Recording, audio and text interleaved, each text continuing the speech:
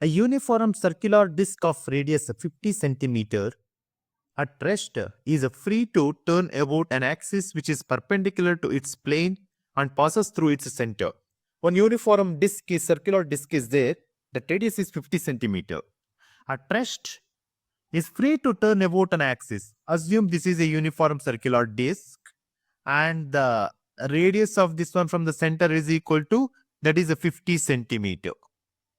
50 centimeter. And it turns about the axis is perpendicular to its plane. One of the plane, it is a perpendicular to each other. This plane is perpendicular to this disk. Okay. It is subjected to a torque which produces at a constant angular acceleration of 2.0 radians per second. Torque is equal to 2 radians per second. Its net acceleration in meters per second at the end of the 2.0 is seconds. Time is equal to 2 seconds is approximately is what we need to find here. Okay.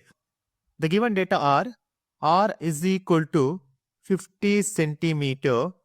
I can write this one in terms of meter, that is 50 into 10 to the power of minus 2 meter. And torque, that is we can write it as a denotation alpha, is equal to 2 radians per second.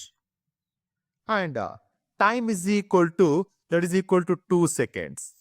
Then we know here the tangential acceleration is, that is acceleration that we can write it as AT. Acceleration, that is tangential acceleration, is AT is equal to R times alpha.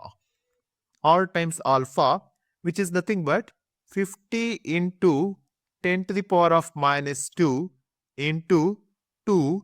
50 into 2 is 100. 100 into 10 power of t is nothing but 1. I can write 1 meter per second, or 100 into 10 to the power of minus 2, that we can write it as 1 meters per second. Then we know that omega is equal to omega naught plus alpha into t. Then omega is equal to, omega naught is a 0 plus alpha is equal to 2 and t is also, time is also 2. You will get the answer, that is a 4 radians per second. This is the omega. Then the centripetal acceleration is given by, that is AC.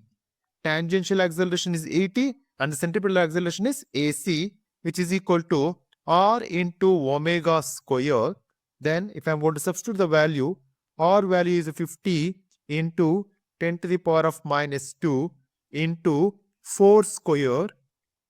Then we get the value 8 meters per second square. So the net acceleration will becomes under root of AT square plus AC square, then under root of 1 square plus 8 square. Then 1 square is equal to, if we get cancelled, this one 64 plus 1 65. Almost under root of, we'll get the answer, that is equal to 8 meters per second. Approximate answer is 8 meters per second. So option A is the right answer.